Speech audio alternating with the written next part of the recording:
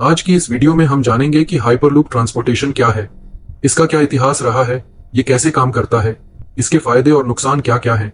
तो सबसे पहले जानते हैं इसके इतिहास के बारे में। 18वीं शताब्दी में ब्रिटिश आविष्कारक जॉर्ज मेदर्स ने हाइपरलूप के लिए एक प्रारंभिक प्रोटोटाइप की कल्पना की थी। उन्होंने किसी भी सामान को लोहे के पाइपों की एक प्रणाली और कंप्रेस्ड एयर के माध्यम से ले जाने के लिए एक पेटेंट दायर किया था। 1845 में लंदन और क्रॉयडन रेलवे ने एक प्रयोगात्मक कार्गो स्टेशन बनाया था, जिससे हवा के माध्यम से ट्रेन को आगे की ओर धकेला जाता था।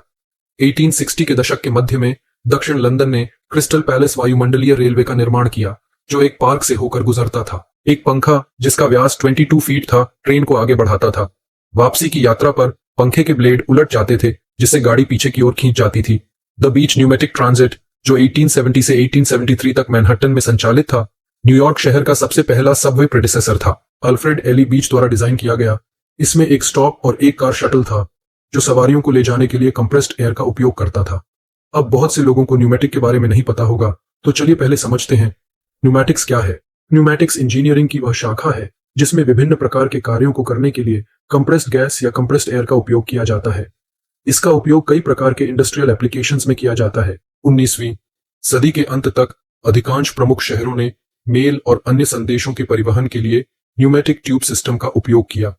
कुछ आज भी बैंकों, अस्पतालों और कारखानों में मौजूद हैं। नासा ने 1960 के दशक में इंट्रा ऑफिस संचार के रूप में न्यूमेटिक ट्यूब का उपयोग करना शुरू किया और 2011 तक एडिना मिनेसोटा में एक मैकडॉनल्ड्स ने अपने ड्राइव थ्रू पर ग्राहकों को बिग मैक और फ्राइज डिलीवर करने के लिए उनका इस्तेमाल किया था, लेकिन अब बंद हो चुका है। इसके बाद भी लोग इस पर चर्चा करते रहे हैं। 2012 में एलोन मस्क ने पहली बार हाइपरलूप का उल्लेख किया। अभी तक ट्रांसपोर्टेशन के 4 ही माध्यम हैं। सड़क परिवहन सबसे आम माध्यम है, इसके बाद रेलवे, जल परिवहन और वायु परिवहन है।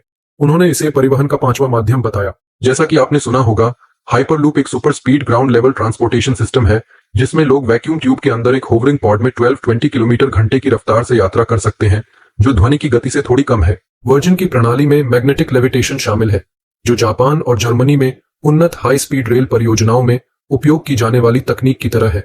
अगस्त 2013 में एलोन मस्क ने एक श्वेत पत्र प्रकाशित करके हाइपरलूप अल्फा नामक हाइपरलूप के पहले डिजाइन का एक्सपोजर किया। इस डिजाइन में कम दबाव वाली ट्यूबों और हवा के सहारे चलने वाले कैप्सूल शामिल थे, जिसमें सौर ऊर्जा से चलने वाली ट्रांसपोर्टेशन सिस्टम्स हाइपरलूप के डिजाइन की रूपरेखा दी गई थी, जिसे उन्होंने कॉनकॉर्ड, रेलगन और एयर हॉकी टेबल के बीच का मिश्रण बताया। मस्क ने दावा किया कि यह वाहन लॉस एंजल्स और सैन फ्रांसिस्को के बीच 560 किलोमीटर की यात्रा केवल 35 मिनट में $20 प्रति टिकट पर कर किया जा सकता है और बुनियादी ढांचे की लागत $6 बिलियन होने का अनुमान लगाया। उन्होंने यह भी कहा कि नई ट्रांसपोर्टेशन सिस्टम किसी भी मौजूदा ट्रांसपोर्टेशन माध्यम से अधिक सुरक्षित होनी चाहिए, मौसम से सुरक्षित और भूकंप प्रतिरोधी होनी चाहिए।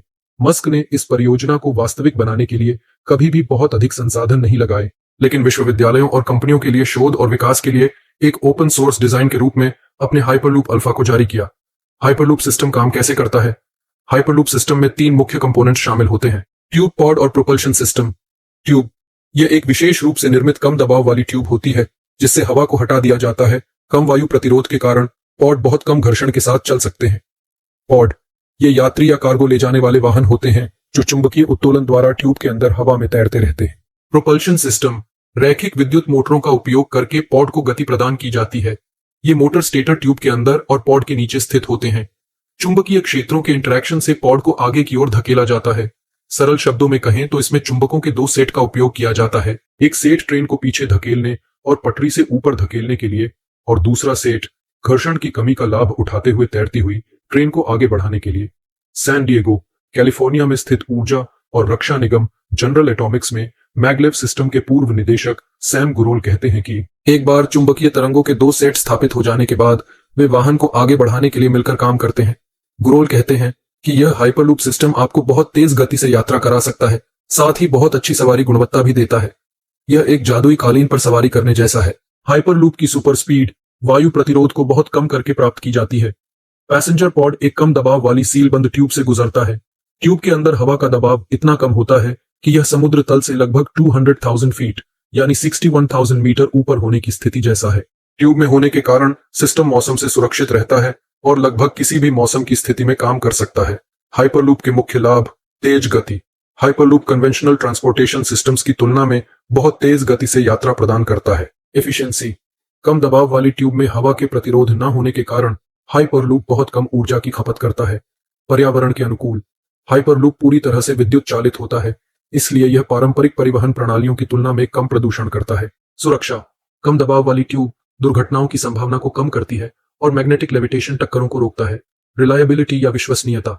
हाइपरलूप मौसम से अप्रभावित रहता है क्योंकि यात्रा ट्यूब के अंदर होती है। हाइपरलूप प्रणाली विकसित करने और लागू करने के लिए कई चुनौतियों को दूर करने की आवश्यकता है। नंबर 1, लागत। हाइपरलूप सिस्टम्स अभी भी विकसित की जा रही है और यह स्पष्ट नहीं है कि उन्हें बनाने और संचालित करने में कितना खर्च आएगा। कुछ अनुमानों के अनुसार एक हाइपरलूप लाइन बनाने की लागत पारंपरिक हाई स्पीड रेल लाइन की तुलना में 3 से 4 गुना अधिक हो सकती है। यह उच्च लागत हाइपरलूप को व्यापक रूप से अपनाने से रोक सकती है। नंबर 2, प्रौद्योगिकी। हाइपरलूप सिस्टम्स के कई प्रमुख घटक जैसे कि low pressure tubes and magnetic propulsion systems अभी भी अंडर डेवलपमेंट हैं। इन टेक्नोलॉजीज को विकसित करने और उनका परीक्षण करने के लिए additional research and development will be required. Number 3, regulation. Hyperloop systems के लिए नए नियमों की आवश्यकता होगी। इन नियमों को सुरक्षा, पर्यावरणीय प्रभाव और हाइपरलूप सिस्टम्स के संचालन के लिए स्टैंडर्ड्स मस्ट एड्रेस। नंबर 4, सार्वजनिक स्वीकृति। कुछ लोग हाइपरलूप सिस्टम्स की सुरक्षा और एनवायरमेंटल प्रभाव के बारे में चिंतित हैं। इन चिंताओं को दूर करने और सार्वजनिक स्वीकृति प्राप्त करने के लिए शिक्षा और जागरूकता अभियानों की आवश्यकता होगी। नंबर 5, भूमि अधिग्रहण। हाइपरलूप लाइन बनाने के लिए बड़ी मात्रा में भूमि की आवश्यकता होगी। यह भूमि अधिग्रहण करना मुश्किल और महंगा हो सकता है, खासकर घनी आबादी वाले क्षेत्रों में। वीडियो अच्छी लगी हो तो वीडियो को लाइक और चैनल को सब्सक्राइब करना न भूलें।